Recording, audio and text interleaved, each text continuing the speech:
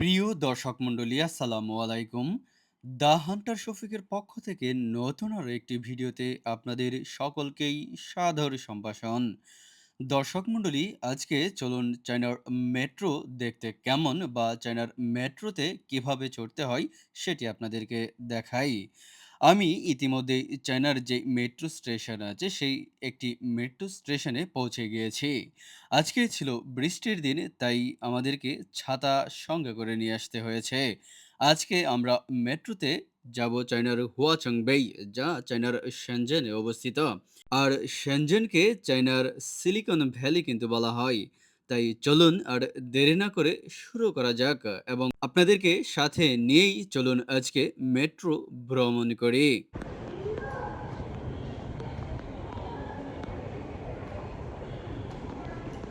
দর্শক মণ্ডলী, এখানে খুব সুন্দর এবং সুশৃঙ্খলভাবেই কিন্তু প্রত্যেকটা নাগরিক এবং প্রত্যেকটা কর্মচারী কর্মকর্তা কিন্তু দায়িত্ব পালন করে থাকে। প্রথমেই আমি যখন মেট্রোতে প্রবেশ করব তখনই কিন্তু আমার চেকিং শুরু হয়ে যায়। আমার চেকিং সম্পন্ন হওয়ার পর আমি কিন্তু চলে যাচ্ছি টিকেট কাউন্টারে।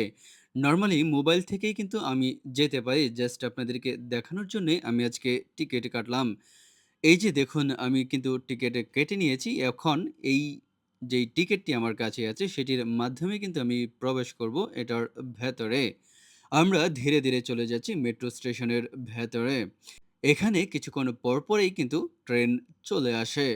আর মেট্রোগুলো এখানে সময় মেইনটেইন করে চলে। এখানে ১ মিনিট বেশি বা ১ মিনিট কম হওয়ার কিন্তু কোনো সুযোগ নেই।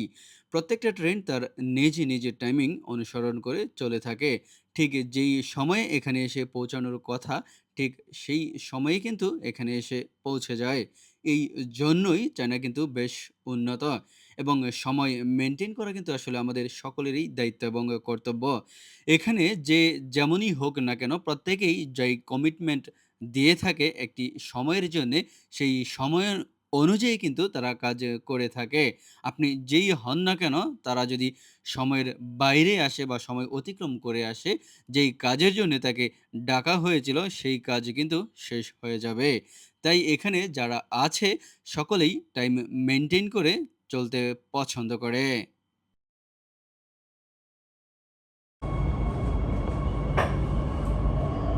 下一站，珠光。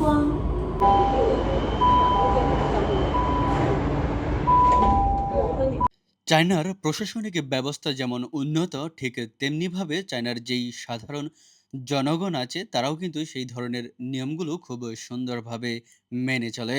এখানে নিয়ম ভাঙার কোনো প্রবণতা নেই। প্রত্যেকেই নিয়ম মেনেই দাঁড়িয়ে থাকে এবং যার স্টেশন আসলে নেমে যায়। এছাড়াও যদি কেউ ভেতরে প্রবেশ করতে চায়, তাকে কিন্তু একটি সাইড দিয়ে জায়গা করে দেয়। এখানে প্রতিদ্বন্দ্বিতা হয় কে কতটুকু নিয়ম মেনে চলতে পারে। অথচ আমরা যদি আমাদের দেশের দিকে তাকাই, সেই ক্ষেত্রে আমরা কিন্তু দেখতে পারবো আমরা নিয়ম ভাঙার ক্ষেত্রে খুবই এক্সপার্ট। আসুন আমরাও বিভিন্ন মানুষদেরকে দেখে শিখি। অন্যান্য দেশের সংস্কৃতি বা অন্যান্য দেশের নিয়মগুলো দেখে নিজেদেরকেও পরিবর্তন করার চেষ্টা করি। যেই পরিবর্তনগুলো হতে পারে আপনি, আমি বা আমার দেশের জন্যে খুব গুরুত্বপূর্ণ এবং আপনি এবং আমার যেই সাধারণ একটু পরিবর্তন দেশকে উন্নতির দিকে কিন্তু নিয়ে যেতে পারে। তাই আসুন আমরাও আমাদের দেশে নিয়ম মেনে সবকিছু করার চেষ্টা করি।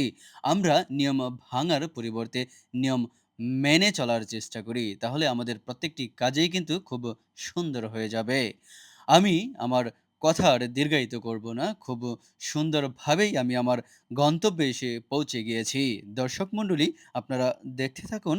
আপনাদের সাথে দেখা হবে, কথা হবে অন্য কোনো একটি ভিডিওতে।